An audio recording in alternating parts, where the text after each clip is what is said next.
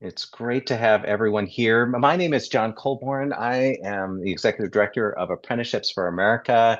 And for all AFA members and friends, it's great to have you on, but a special welcome to our Opportunity at Work colleagues and friends who have joined this webinar. We just couldn't be happier to be able to partner in this webinar with our Opportunity at Work friends. And great to have you on. For those of you who don't know AFA, let me just say briefly, Apprenticeships for America is the trade association for apprenticeship in the United States.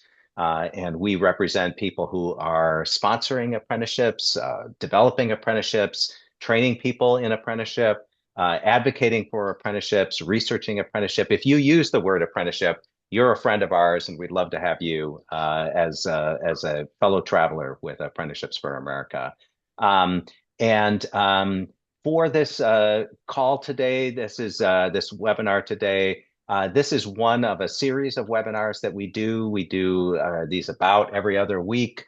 And in addition to that, we have a national conference coming up next month, research reports that we put out periodically, and welcome anyone to stay connected with Apprenticeships for America by signing up on our website. And we'll put a link to that in just a second here. Um, Let me just say, in the spirit of AFA is to have webinars be in group meetings, which just allows for a little bit more interaction, but that also means we have to ask you to keep yourself on mute. So please do that. And we will have some time for Q&A and conversation, but ask you to make active use of the chat and start right now by adding your name and organization to the chat. So we just have a sense of who's on the call here. So thanks everyone for joining. And I think with that, I'm going to get us started. Harry, can you put up our slides um, for our opening presentation here? Great. Um, Let me just say, for our AFA audience, we're going to do just a little bit of a introduction to apprenticeship, but as quickly as possible, we're going to get to the reason you all are here, which is to hear from people in the field using apprenticeship in the public sector. And we have a great panel and a great moderator for that panel. But to get us started, let me just remind those who don't know what is an apprenticeship. An apprenticeship is a job. It is a training program and it is a credential all in one.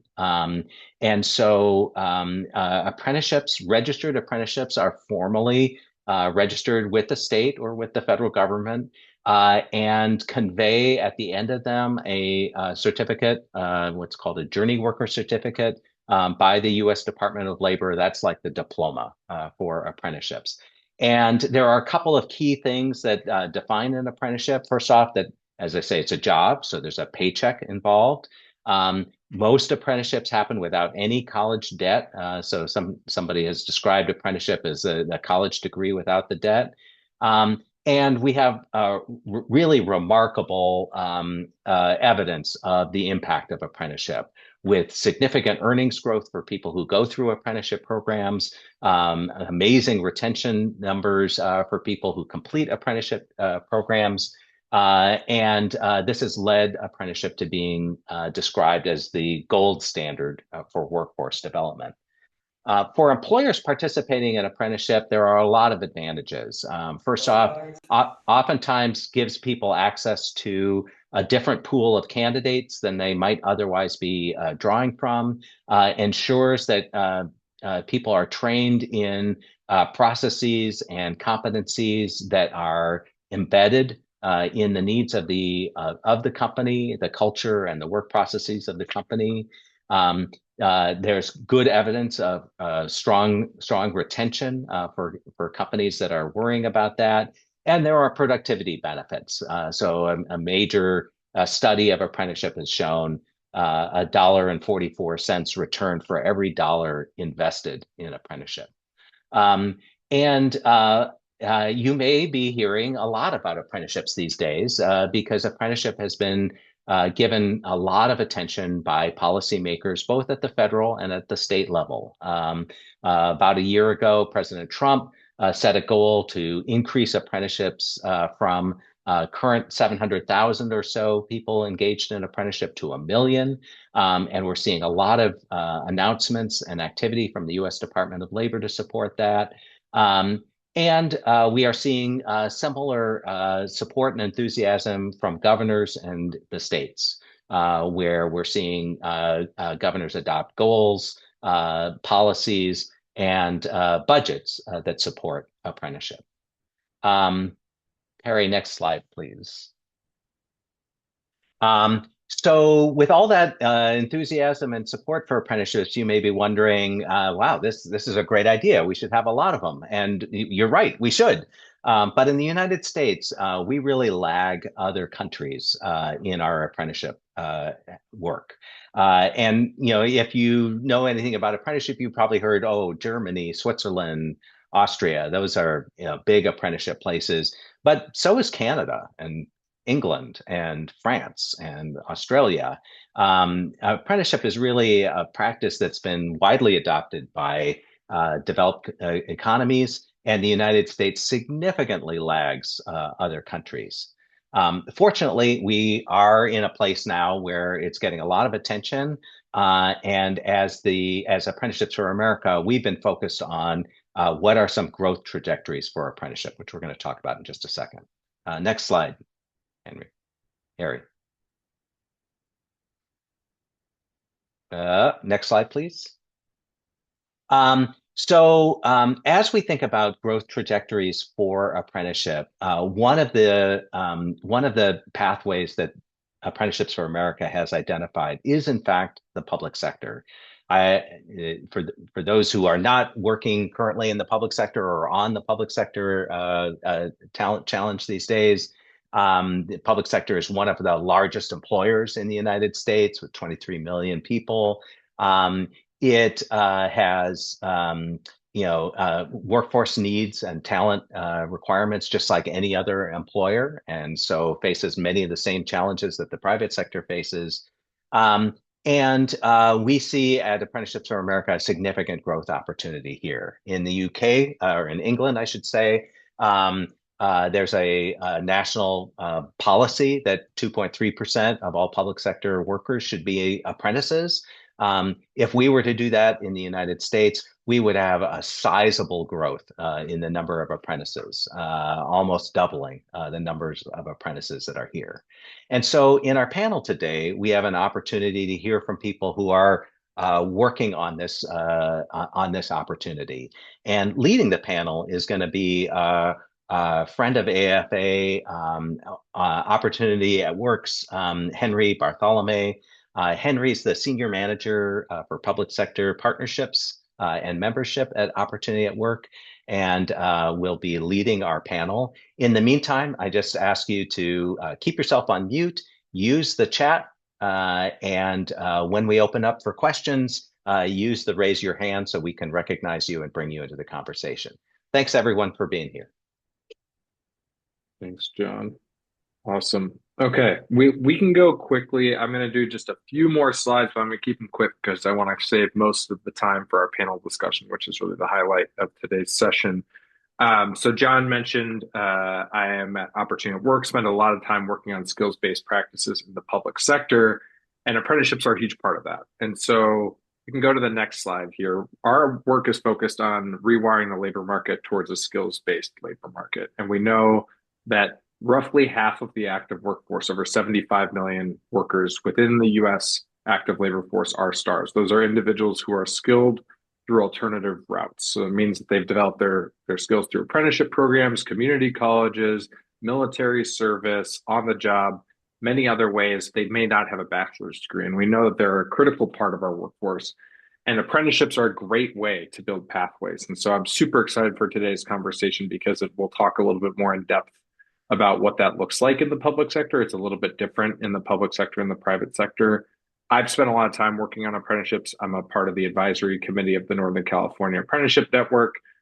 So I'm in California. If you are in California, you know Governor Gavin Newsom has been shouting it from the hilltops, the importance of building more apprenticeships in the state of California. And I think the public sector plays a really important role in that. And so we know that apprenticeships are a fantastic pathway for stars into well-paid jobs. We can go to the next slide. That being said, I'll okay, great. Awesome. So, unfortunately, I wish I didn't have to share this slide, but the reality is that stars wages don't catch up to where BA workers start their careers for about 30 years. It's a huge economic imbalance. And so, um, what we want to see is these lines get closer over time. If you look at that kind of wage growth over time, you're seeing stars working up to where a bachelor's degree holder is starting on day one over the course of 30 years. And so that's an economic system that isn't working for half of the US workforce. And so we want to see those lines get closer together. And I think apprenticeships are a great way to do that. We can go to the next slide. There's over 9 million stars who work in federal, state, and local government. So I think John just shared a minute ago, there are 23 million in the public sector. Over 9 million of those workers are stars. So there's a lot of stars who are already contributing to our public sector workforces. What we'd love to see is more pathways into well-paid roles. I know that there's tons of momentum. Over 32 states have passed either executive orders or legislation to remove degree requirements from their roles, but we know sometimes removing the degree requirement doesn't ultimately result in a change of who's being hired because people have been operating one way for 15 or 20 years. And so building more pathways like apprenticeships are a great way to build pathways for stars into the public sector workforce. Go to the next slide here.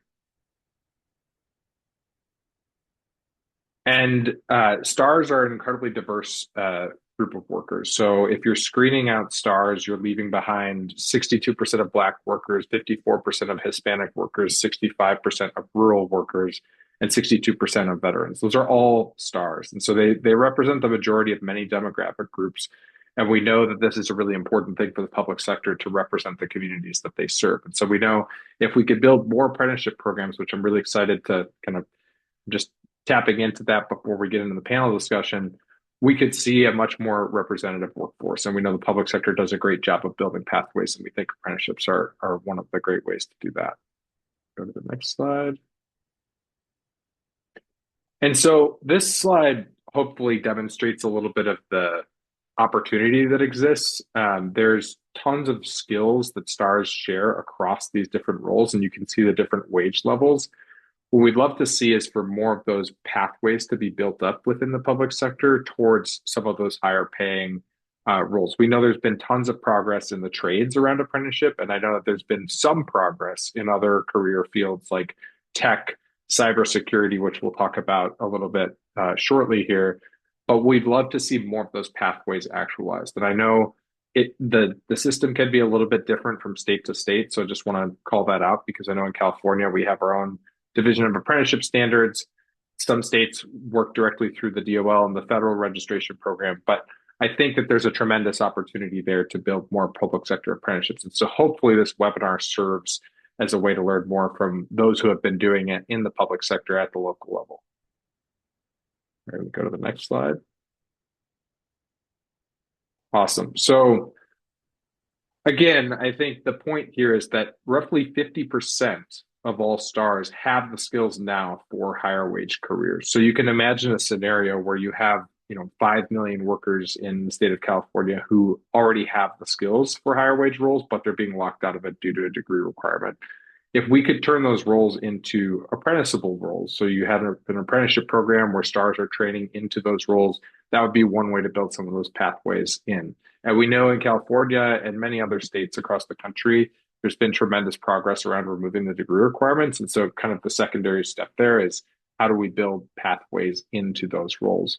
Apprenticeships are one of those pathways. And so I'm going to tease briefly here a little bit of what will be a part of the panel conversation. If we can go to the next slide. Awesome. So we did a case study with LA County and Perscolas, and I'm just going to spotlight a few stats here, which we'll definitely talk about shortly. So I don't want to steal the fire from the panel discussion. But LA County, believe it or not, 110,000 county employees, which is kind of crazy, but that is the scale of the city and county of Los Angeles. Big place, a lot going on. And they've done a great job building a apprenticeship externship program in partnership with Perscolas in Los Angeles. And so we've seen tremendous opportunity there. 96% graduation rate. 86% of the participants are graduating with a CompTIA certification. So they're building skills that position them well for cybersecurity careers. I'm not going to read through everything on this slide. We have a case study on our website, so I'll share the link after I'm done speaking here. But the point is that these programs require partnership across a number of different organizations. So Perscola is providing training support. The LA County working with their own departments, so by hiring them into public sector roles, and in some cases working with other private sector employers that they work with in the region. So there's a lot of coordination that happens there, but you'll hear from Patrice and Walter shortly about like maybe why it's worth it. And I know that sometimes, just from my experience working in the apprenticeship space, it can feel overwhelming to start an apprenticeship program. So hopefully by the end of this webinar, maybe it feels a little bit more attainable in your own environment. We can go to the next slide here really quick. You can see 9 of the 22 cohort members resulted with full-time roles. So, we'd love to see continued growth of full-time placement. And we know that these programs are a great way to do that. And I think I'm interested to hear from Walter and Patrice shortly about kind of the different partnerships that came out of it. Maybe they weren't expecting. I know I've talked to Walter about that at length and kind of all the different coordination that has happened across a massive county government. But this isn't one example, right? And so we have Sherry from Charlotte on as well, who's going to talk about her experience. But I think the lesson here is that if you put the work in, it will be worth it in the end. It may take a little bit of time. It may take a little bit of like coordination and patience to get an apprenticeship program stood up. But I think it provides a great opportunity, one, to meet your talent needs within a local government or state government, but also to provide opportunity to those who call your community home. So I'm going to spotlight just a couple things that Opportunity at Work is doing and just give you a few QR codes that you can sign up for. But we have the Government as Employer Playbook, which isn't solely focused on apprenticeships, but it's really focused on advancing skills-based practices, and apprenticeships are a big part of that. So this is a resource that we have that you can use at your leisure. You have to submit your information on our website, but you can download that. And hopefully it's very robust. So I'll call that out. Like I think it's 90 some pages. Use Control Find if you're looking for something specific, because sometimes sometimes a large document can be a little bit overwhelming. I encourage you to do that. I do it myself, and it makes a big difference. It draws me to the areas that are most helpful. Go to the next slide. Just briefly give an overview of what's inside. So a lot of different elements here. Starting point, narrative, thinking about your vision, thinking about how you might want to engage executive leadership, developing a work plan, aligning stakeholders, measuring progress, and adapting a conclusion. All of those things could apply to an apprenticeship program. They could apply to a skills-based practices program. They're applicable across a number of different things, but I think the change management process is a really important element here. And then we can go to the next slide. So we are also running a cohort with 11 organizations who are part of track 1, as well as 5 organizations, all public sector, who are part of track 2. And we're going to be launching a community of practice for local governments. So stay tuned on that. We haven't released it yet, but it will be coming soon. But this is an example of some of the work that Opportunity at Work has been doing, and apprenticeships are a part of this too. So the work is more so focused on skills-based practices as a whole, and then figuring out what sorts of pathways can help government entities, both local and state, to advance that. And so I'm really excited that today's conversation is focused on apprenticeships. I have been obsessed with apprenticeships for 9 years now, something like that, and really believe that they're a great pathway. And I think we need to do more work to continue to advance it beyond the trades, but I think today is part of that. So go to the next slide really quick. This is what if I had to ask you one thing, like if you like the resources you're seeing and want to read the case study, really ask you to sign up for the STARS Public Sector Hub. You'll be added to our newsletter list.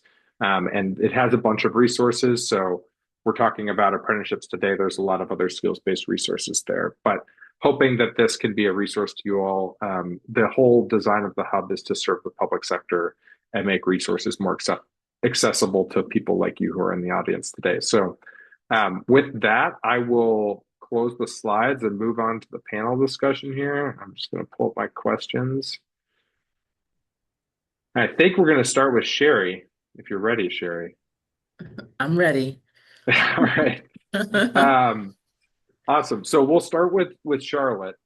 So Charlotte Water launched its first apprenticeship program several years ago. Could you take us back to that moment and what was the workforce challenge you were trying to solve? How did you get your leadership to buy in? Absolutely. Thank you for having me, Henry. This is an amazing opportunity to share our story.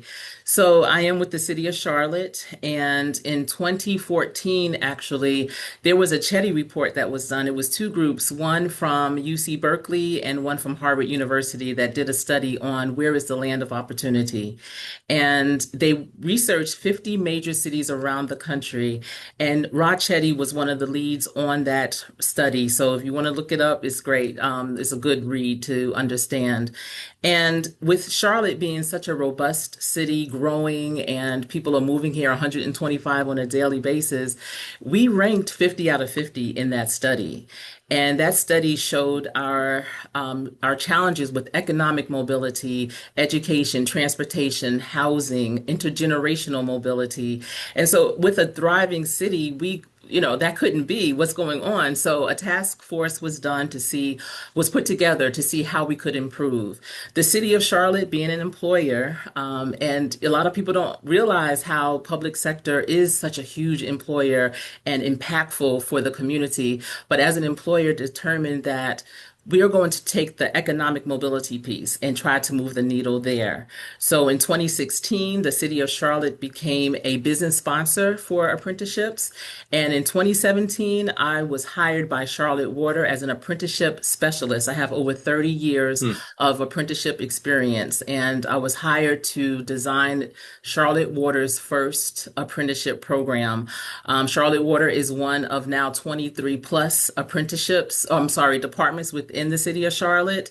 The leadership around the city, in terms of the different departments, they brought in because they all wanted to move that needle and make Charlotte, North Carolina, not just the city of Charlotte, but Charlotte improve. And I will say in 2024, that study has been updated, revised. They did more research, and we are now 38th. And so that was a Oh, big jump for us. And we're the third fastest growing out of all those cities as well in terms of improvement. wow. That's fantastic. Thanks for sharing. Awesome. Mhm. Okay, so we're going to go from east to west. Walter, LA County is the largest county in the United States with 110,000 employees, as I mentioned previously. What made the Internal Services Department decide that a cybersecurity apprenticeship was the right approach to your talent challenges? Absolutely. Thanks again for having us here today, Henry. As Sherry said, this is an exciting opportunity to share our story. Back in 2022, Delete the Divide was started by our former director, Selwyn Hollins, and I say the director of the Internal Services Department. And so, upon that program being launched, we knew that we were going to support pre-apprentices at that point, onboarding them as technology professional interns and them having a wide array of experiences within IT in our department and other departments across LA County. As you mentioned, we have 40 departments and over 110,000 employees. So there are several opportunities for the pre-apprentices to engage in that work, learn, skill up, and then meet the competencies therein. But because our technology professional interns were only pre-apprentices, taking it up a notch or a level in making them full apprentices where they have competencies to hit, where it's specifically focused on cybersecurity was a huge opportunity, especially since that there is a great ROI on cybersecurity within this field. And so upon the launching of that program, Delete the Divide, we had board authority to partner with private sector and nonprofit partners all throughout the state, all throughout the country, really.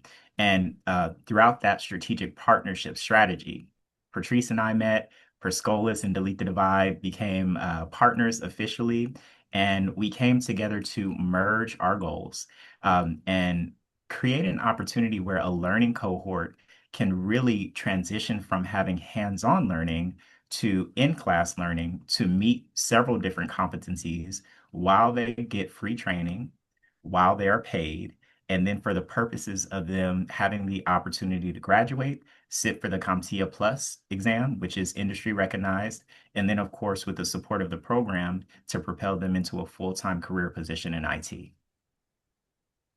That's great. That's great. Well, that's a good lead in to pass it over to Patrice. Your program combined 20 hours. Oh, sorry. Perscolis has a deep expertise. I was jumping ahead. Perscolis has a deep expertise in tech training. What was the process of co-designing a program specifically for public sector needs, and how did it differ from your private sector work?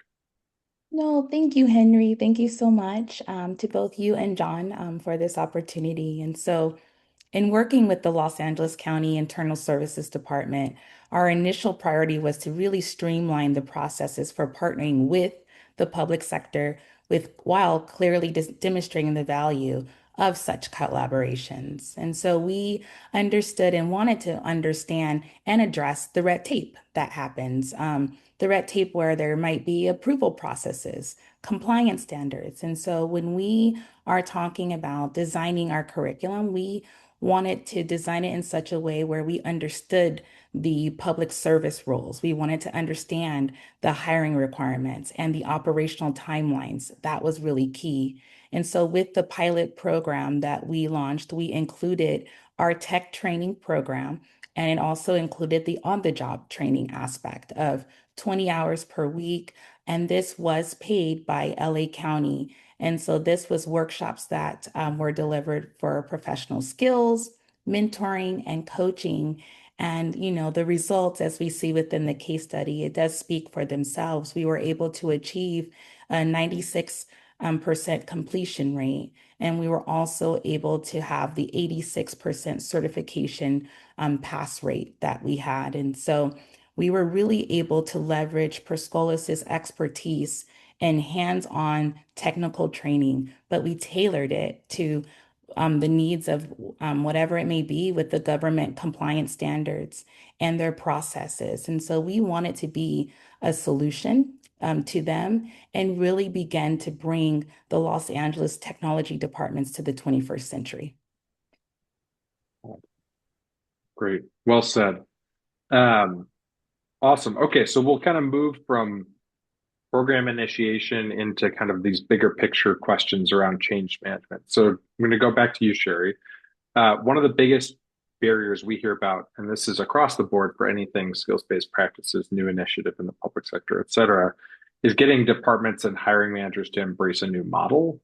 So you now have 20, I believe, registered apprenticeship occupations within the city of Charlotte across multiple departments. How did you move from a single pilot to that kind of scale? Yes. So when we say a single pilot, we were singular with Charlotte Water. However, there were other departments that started up since the city itself through HR became the business sponsor. It's just that Charlotte Water and another department had the wherewithal to understand the importance of having someone specific to run those programs and to develop those programs versus HR supported the other departments. So 2018, we had our first occupations registered, and in 2018, our first apprentices began as well. We do have 20 registered occupations across 9 different departments, which is 9 different industries. And it was a challenge with the change management. We're talking about the importance of an apprenticeship for succession planning. So we have very seasoned employees that, you apply to a position because you have the skills to do those positions.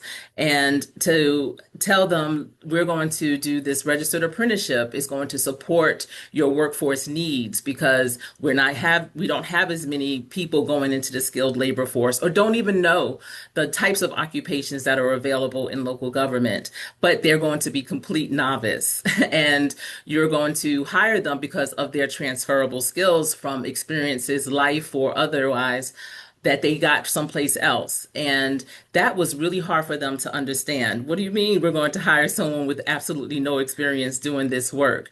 But it gave the city an opportunity to hire the community, hire residents into these opportunities and develop them in a way that they needed them to do the work that was set forth in that particular department. We currently have 105 active apprentices across 6 different departments within the city. So it has definitely propelled. We have a 79% retention rate as well with our apprentices. That's amazing. That's great. Um, just Oh, you said you had 30 years of experience, right, in the apprenticeship mhm. space. I'm feeling like that might have something to do with it too. But appreciate the context on Charlotte. I'm curious, Walter, from your perspective with the LA County program, achieved a 96% completion rate and 86% earned an industry recognized credential in the CompTIA certification. Do you have a sense of like what elements of the program design helped you get to those outcomes? Absolutely.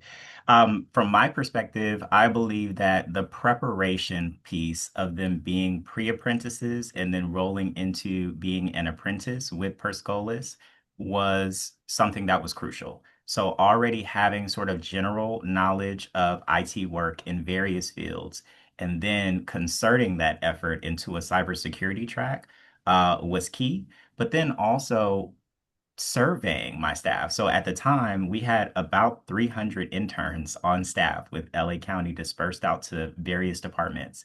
So not only their prep work in general IT capacity, but also surveying them to make sure that Yeah, the folks that we selected the for the veterans events. report to go over Oh, to it moved. Perspolis had Oh, the okay. ability to express their interest in cybersecurity, tell us their background, many of whom already had a Google IT certificate. So I think that that's really important to note as well.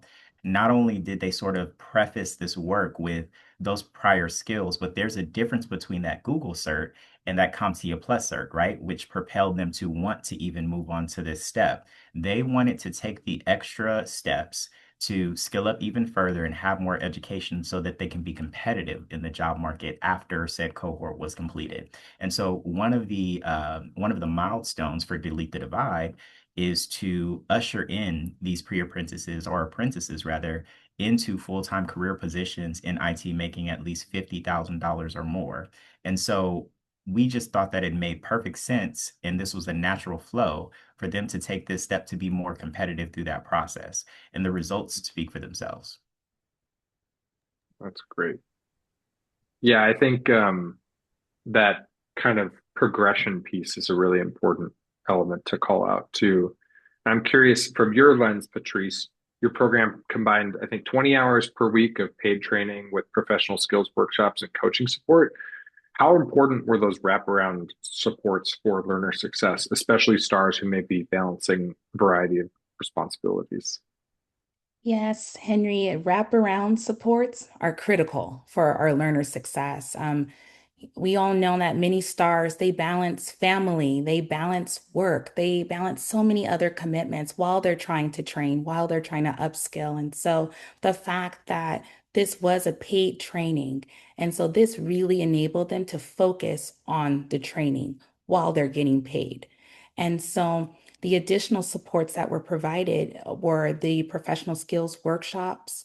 They had career coaching throughout the program. They had career advising throughout the program.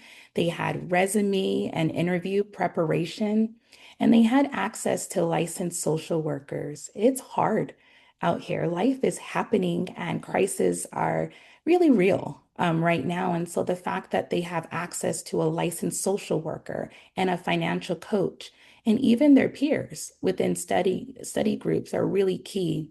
And I know, like within my experience with Perscolas, I've really seen that importance of the wraparound support.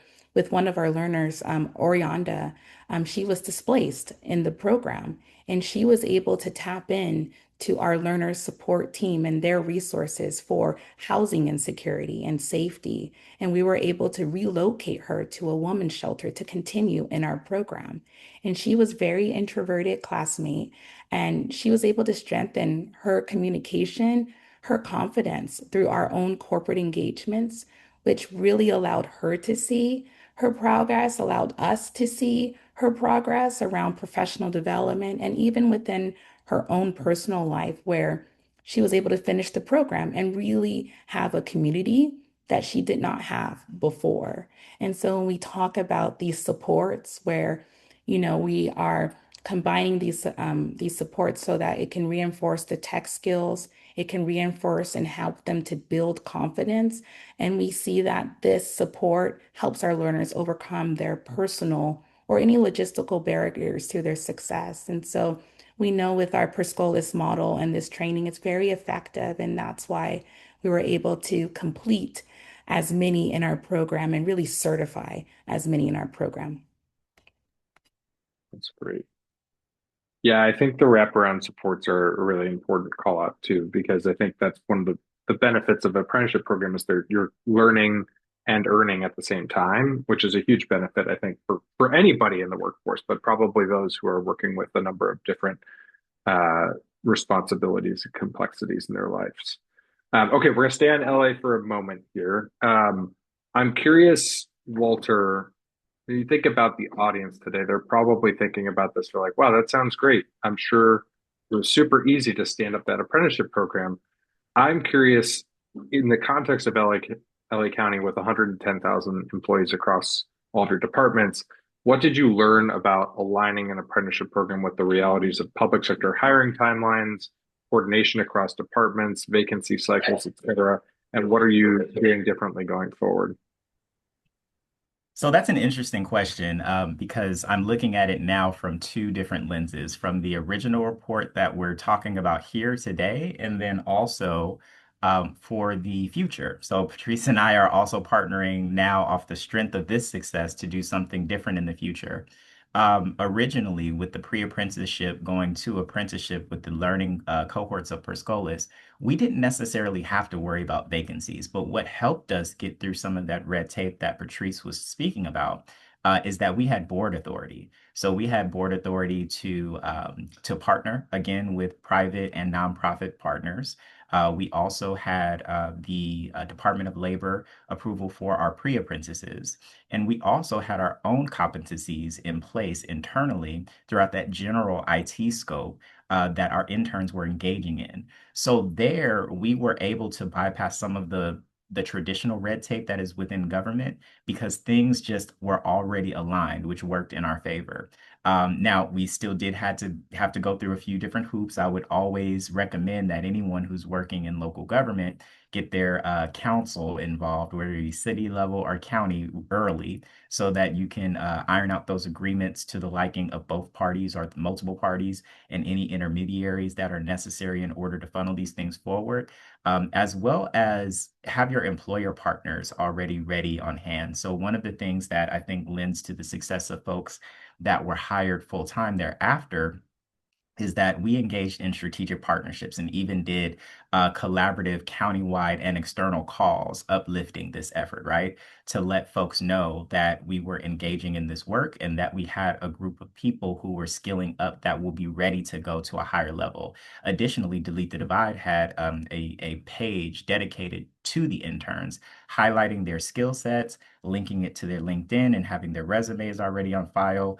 We even supported this with a hiring recruitment fair within Delete the Divide as well. So there are multiple things throughout that first wave that I believe speak to the success and why we were able to move forward with those best practices, sort of from a preparatory standpoint. Now, moving forward into your question specifically about vacancies and recruitment and red tape, we are doing a different model this time where the learners from Perscolas are going to eventually come in and be hired by LA County. So these are not already DTD interns that are pre-apprentices moving towards Perscolas apprenticeship. These are going to be learners that are already engaging in Perscolas apprenticeship activities that are going to come on and be hired as Delete the Divide interns temporarily. So the model will shift. Now, because of the shift of this different design, we are going to have to consider vacancy rates. We are going to have to consider the standard county recruitment process and the civil service process. We are going to have to look at budgeting up front so that we can do our diligence and then be reimbursed. And so the ways that we're going around that is, first of all, just talking early.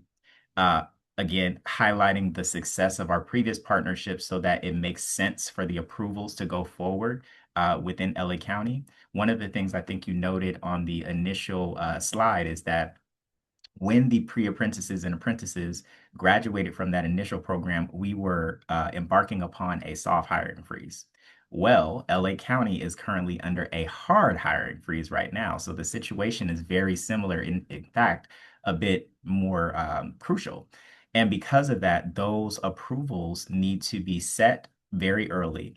And Patrice and I and team, we've had these conversations with executive leadership as well as HR as well as county council very, very early so that we can already have the items that need to be vacant in order to do this successfully. So that we already have a financial plan in terms of the agreement on how funding will move through parties. We already have the learners. We collaborated on recruiting for 3 different cohorts in order to support a feeder into the hiring at LA County. And then we've already done the work on sort of the manager assignments and then activities they're in that the learners slash interns will engage in once they are hired by the county. For example, there is a data center cohort. Once they're hired with the county, they will be having experience at our data centers here at LA County, and Perscolis has already toured those so that we have a readiness for that cohort to just be successful, thrive, and then again with the goal of them getting that CompTIA Plus exam passed and then a full-time position. Awesome. Thanks, Walter. Super helpful context on the complexity of all the moving pieces. And particularly when you talk about budgeting and kind of hiring freezes, I think that's a super important thing to call out because inevitably that happens across different public sector agencies at different points in time. And so being aware of that, planning ahead makes a lot of sense. Patrice, building on that as a training provider partnering with a government system of that scale, are there specific challenges you would call out that differ from your private sector partnerships? And what would you want other training providers to understand before entering a public sector collaboration? Yes. Um, the public sector and its processes, again, they have red tape, and it does require that more structured coordination and the patience that Walter was speaking of that we've gone through. Navigating approvals, procurement, just having multiple stakeholders across human resources, IT departments, and operation departments. We have to get them on the same page, and it just takes that. And so we have learned a lot in the process, and we're applying the lessons that we did from our pilot to what we're doing now currently. And we are moving forward. And so with our next cohort of learners, they are going to begin a 12-week, 20-hour per week tech internship with ISD. And we are really collaborating very closely, as Walter pointed out, to just really ensure that they're getting the hands-on experience that they need by working on teams with open positions. And so the key lesson is really you need to have flexibility.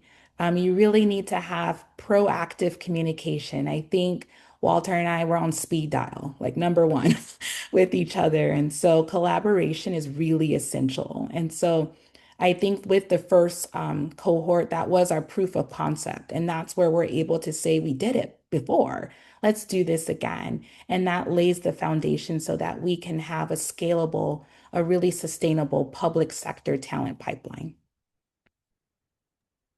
Great. Awesome. So much good information. I see some good questions coming in the chat too, which we'll get to in a moment here.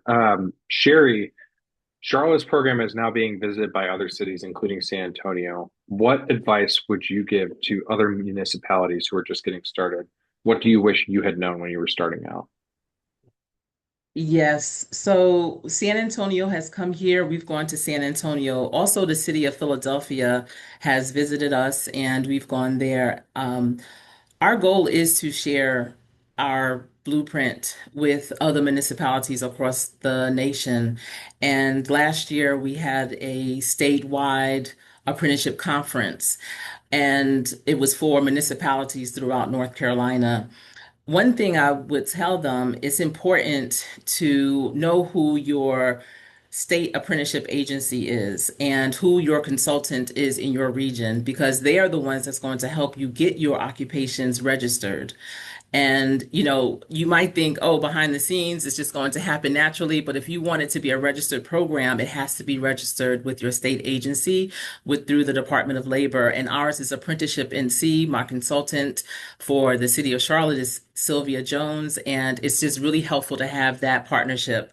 Another thing is you're partnering with those departments, those organizations, those businesses, within your organization, and you have to sit down and do a needs analysis. You can't go in just telling them which occupation you want to have registered. You have to do a deep dive needs analysis with them, see where their gaps are, where they're leaking, and share with them how a registered apprenticeship can really serve them and make things better. You're developing a skills matrix, basically. Many occupations don't have a skills matrix, and so every time someone leaves or if there's a shift, you have to start everything all over again. When the wheel has been invented, if you have that blueprint, that outline of how to do that work, and that's what registering your program does. You have your work process. You work again with your consultant because they have a standard document of how they want the information received. You put it in that format, your on-the-job training, your classroom training, so that it can be submitted. But that's also a good blueprint for that particular occupation for the ones that are working in there. You work closely with the SMEs. Again, not telling them how to do their job. You have to be a person that's willing to learn and even sometimes get your hands dirty. Initially I would go out on ride-alongs. I'd have my steel-toe boots on, just to really be engaged with it. Because you are hiring in a different way, you can't expect to hire in the same format that you typically would hire, post and pray is what I call it. For an apprenticeship program, you have to do something different. And if you're working with those departments, share with them how you're going to support that recruitment process. Our team, we do the 360 recruitment. We have our external partners come in. We call them roundtable sessions where the SMEs for those occupations are telling them what that work entails. So when those positions are posted, they are notified and they're able to tell their clients and students more about it in a more authentic way. Not just, oh, this is the job description, this is what it says it does. No, they've actually spoken with the people that are doing that work. They've seen the workspaces, and we found that to be very powerful. I know in the beginning, about 90% of our applicants came from our referrals in that way. Now, former apprentices that are working full time now as journey workers with the city are referring their friends. But those are things that I share. We are apprenticeship ambassadors. We've been designated by the federal government in 2023. So we feel like it's our obligation to share this information. We welcome when municipalities come to us and say, how did you do it? We're trying to get started.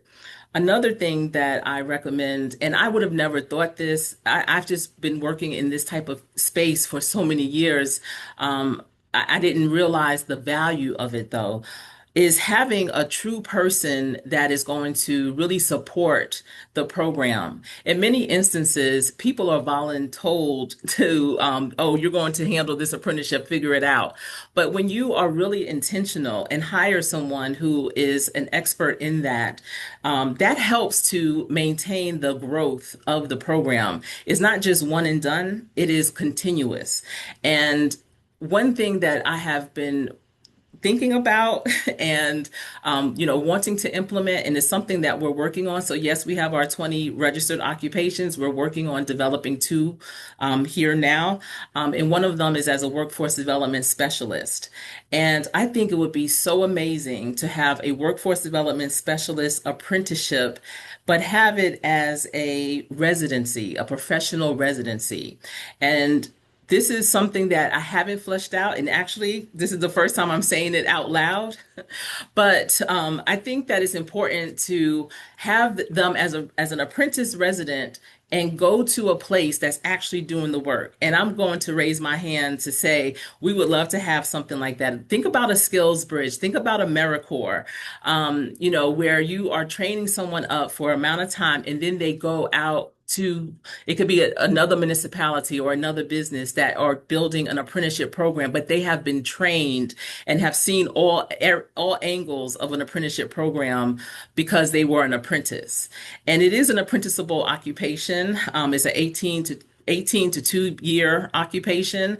I don't know if any of you have looked up workforce development specialists, but they're really hard to come by, especially those that are experienced in apprenticeships. So I think this is something, if we're going to grow this type of program, this type of opportunity in this country, we're going to have more people that can support it, truly support it. And I think this is a very intentional way to do it. And if anyone wants to discuss how we can flesh this out and make it happen, I'm open for that type of conversation, but I think that's going to be very important for us to get it done. And Yeah. so those are I mean, some of the things that I share. yeah, I think you're in the right group. I think this, like, both the panel and the audience are probably a very receptive audience to that idea. John, I want to do a time check here. I know we have about 9 minutes left, and I see some questions coming in. I'm thinking maybe we just move to the final question here. That sounds right to me. Yep. Cool. Awesome. Okay, so this is to all of you. If someone in the audience is going back to their agency or organization tomorrow, what is the single most important first step that they should take to begin building an apprenticeship program? I'll Like, start on that one. go ahead, Walter. I would recommend if you are going to start your program design to submit to whether it be a board or another panel of authority, have the pre-apprentice step already set with whatever entity, either at the state level or at the federal level. I think that that will give you a leg up. And if you have experience with the pre-apprentices, moving into an apprenticeship is going to be even better, especially if you have recorded successful outcomes. And then also identify your partners really, really early. Patrice already touched on the importance of collaborating. If you can find strategic partners that are aligned in goal, and what they do and what your organization does makes sense and flows, and you're able to articulate that in the design, uplift that as much as possible, not only within your own government entity, but also shared widely through community, nonprofit, and private sector partners, because you'd be surprised how many times those goals will overlap. And if you can find where they overlap and align, and then pitch that to authority decision makers, funders specifically, that can move the work forward, then I think that you'll find some success.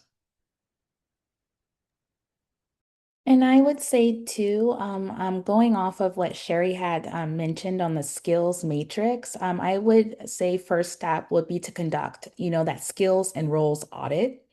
And along with Walter too, it's really identifying mission critical positions that could be filled through a really structured earn and learn pathway. And so you have to talk with your stakeholders early. It may take some time, but you can consider starting small and pilot a small cohort to really continue to refine the processes and really validate those outcomes. My advice would be to make sure you have your internal team on the same page. So have those discussions with HR so that you can understand what the openings are, what the budgeted positions are. Have that discussion with compensation because they will be developing the wage progression. You don't want to get too far down the rabbit hole with the departments that you're talking to about how you can support their needs with an apprenticeship if you don't have all your documentations together, because all of that will lead to the registration. And again, understanding who is your state apprenticeship agency and your consultant, so that when they are truly ready, you already have everything situated and registered, and all you have to do at that time is to do the 360 recruitment. But having them all understand the process.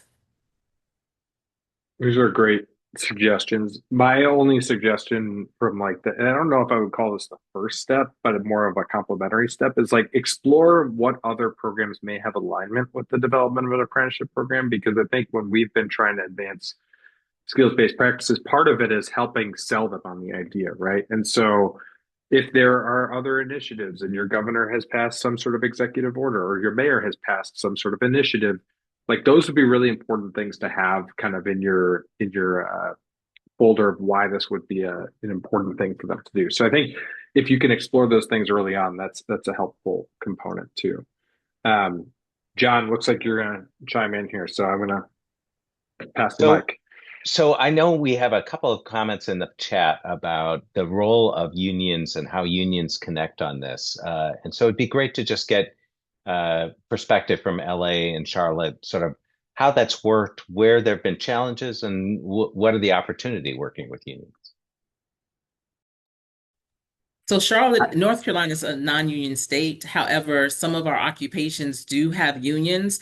Our apprenticeship, which is utility technician with water, they do have a union, but it's not active like you would see in a state like California. So they are not a barrier or a hindrance. We don't have to do anything with them. We're grateful for that. However, I do want to explore what that process looks like as well. From an LA County perspective, because we built our apprenticeships off of the technology professional intern item, it is a temporary part-time item. So there is no union or labor negotiations attached to that. And additionally, I think that it's important to note that we built that item off an equitable model. There is no requirement for any degree or certification. You have to be a Delete the Divide member or a part of our partner affiliated programs like in Perscolis, and then 16-year-old are up. So you can even work that position if you're under 18. So we try to remove all barriers so that folks have an opportunity to get into the role. But once they're sitting on that item, some of the barriers that we're discussing here as it relates to union and labor relations are removed because they are temporary part-time. Now, there are stipulations when it comes to agreements with partners like Perscolis and obviously milestones and activities that we need to meet therein. But in regards to the actual commitment to the role, folks come in and they're either dedicated and want to learn and want to skill up and they go for it, or if they're not meeting those milestones and competencies, they're not meeting the requirements of the program. And therefore, without any negotiations or civil service process in order to discipline, those things aren't needed when you're talking about an item that is solely created as a part-time temporary job within LA County. And I imagine it's similar within government or other local municipalities as well.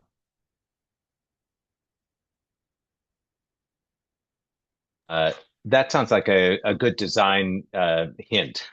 If you're going to work through these processes to try and figure out ways to categorize the apprentice outside of the labor union, sometimes that's not going to be possible, and many times there are, in fact, apprenticeship programs within unions within government. So you need to pay attention to the rules of the road as you're working with it. But if you have these opportunities, that seems to create some flexibility for you. Henry, I think we're just about at time, but I wanted to give you a last word before I wrap up. Anything you want to add to this great panel conversation? Mostly gratitude, I think, for being selfishly very obsessed with apprenticeships and like would love to see more. And so hearing from Sherry, Patrice, and Walter kind of around how you've navigated the space and continued to advance that in the public sector has been really inspiring and very excited that that got shared with this whole group. But yeah, I think, from an opportunity work perspective, we're really excited about the opportunity that apprenticeships provide for advancing skills-based practices and advancing pathways for stars within the public sector workforce. So, yeah, feel free to reach out. And thank you to Sherry, Patrice, and Walter for joining us. And thank you to Apprenticeships for America for hosting the panel. Thanks, Henry, man. thank you so much, and thanks to the panel. What a great 60 minutes we were able to have the benefit of your wisdom. So appreciate that so much. We have more events on the Apprenticeships for America website, so please feel free to check us out at apprenticeshipsforamerica.org. And everyone, have a great rest of your day. Thank you. Thanks, John. Thanks, Henry. Thank you. Thank you. Thank you. It was my honor.